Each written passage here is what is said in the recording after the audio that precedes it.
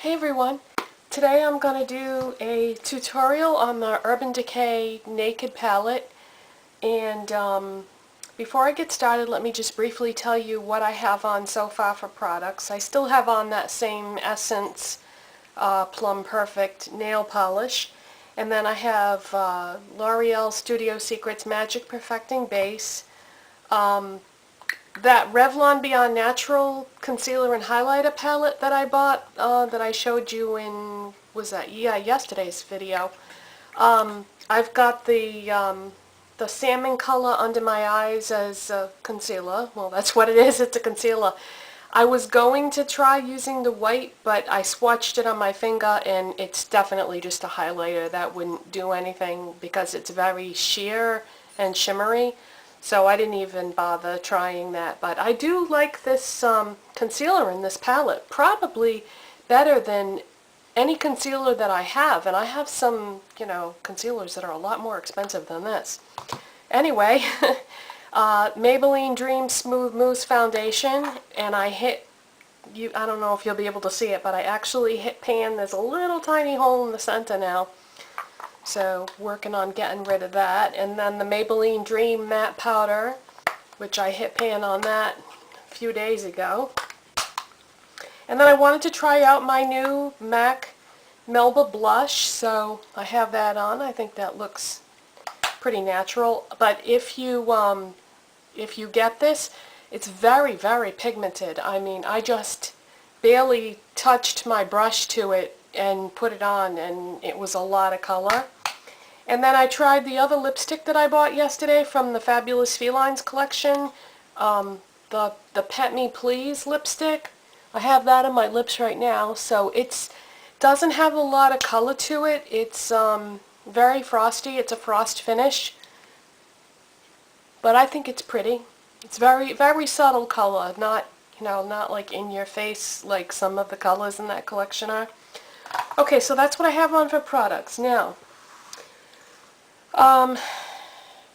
someone had asked me a question about the Urban Decay palette in general, and they were talking about how a lot of the colors are very glittery, and did I have any problems with fallout, and if so, how did I deal with that? And I have to say that I agree with them that it can be a problem with this palette or with any glittery Urban Decay shadow.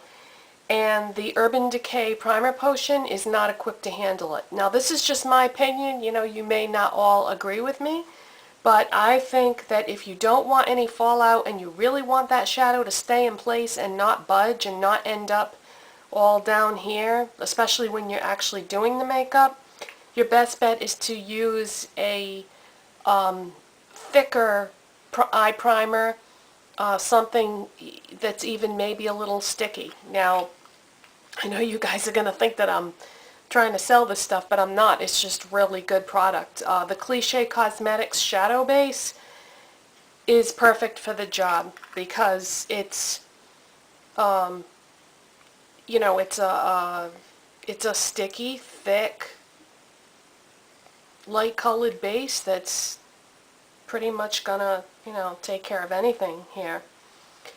So that's what I'm going to use. Now, if you don't have this or you don't want to order online or whatever, I perfectly understand. So if you need a substitute for that, I would say a MAC paint pot might be a good alternative. Or perhaps one of those NYX Jumbo pencils. Something along those lines would probably, you want something, thick and sturdy, and that's going to hold on to the glitter. But I like this, so this is what I'm going to use. And if you use a thicker primer, go easy, because if you use too much, then you're going to get creasing. So I'm just going to put a tiny little bit of this all over my lid and right up to my eyebrow.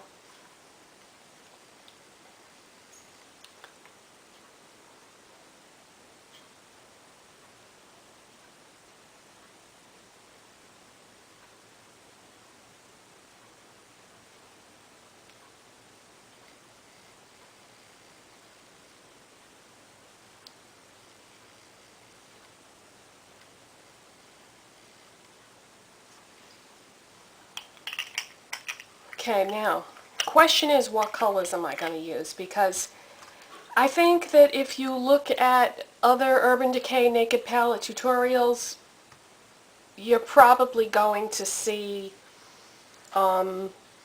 people using the browns because there's tons of them.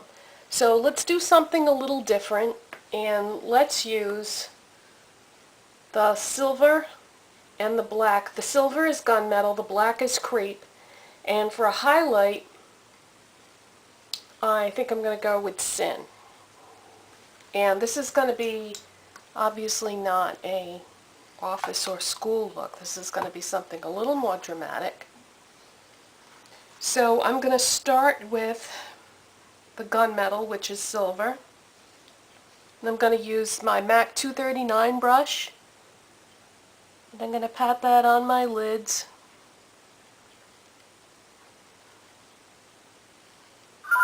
Oh no, I knew it. I knew this was going to happen. You know what? I really don't want to restart refilming this and take all my makeup off, so the phone is going to ring. Someone's actually going to leave a message. And we're just going to have to ignore them, because I'm not going to start over. Oh, this is awful. What? Why did they have to call now? Hi, honey. It's me. Your new answering machine is nice and clear. I'll be home because I'm cleaning, so you can call me whenever you want. I'll talk to you later, honey. Bye-bye. That would be my mom. See, no matter how old you are, your mom still calls you.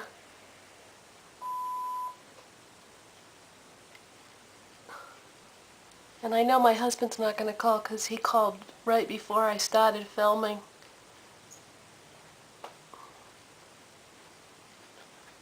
Okay, so we've got a adequate amount of gunmetal packed on our lids here.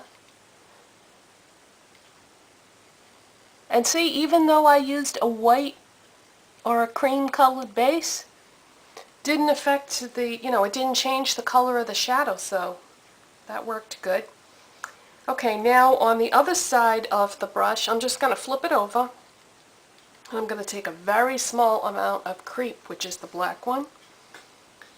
And you have to be really careful that you don't pick too much of this up because it could be a disaster. And I'm just going to pat it right in the outer corner there, up into the crease a little bit. Just pat it around in that corner, and then I'm going to drag it through the crease.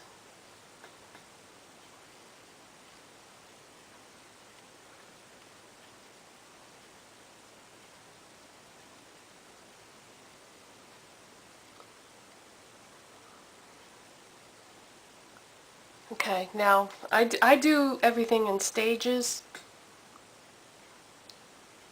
so I'm not done with, haven't even started with the blending yet, but I'm going to, apply it to the other eye first before I even start doing any blending. I like to do all my blending at once.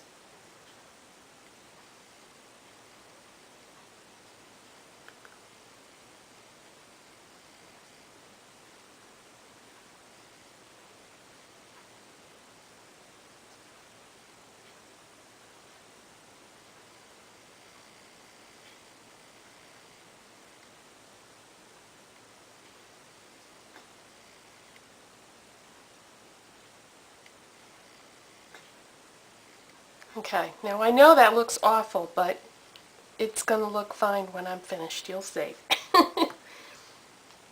Okay, now, the next thing I'm going to do is I'm going to take a MAC 217 blending brush, and this is the one with the white hair, and we're going to start blending out all those harsh lines.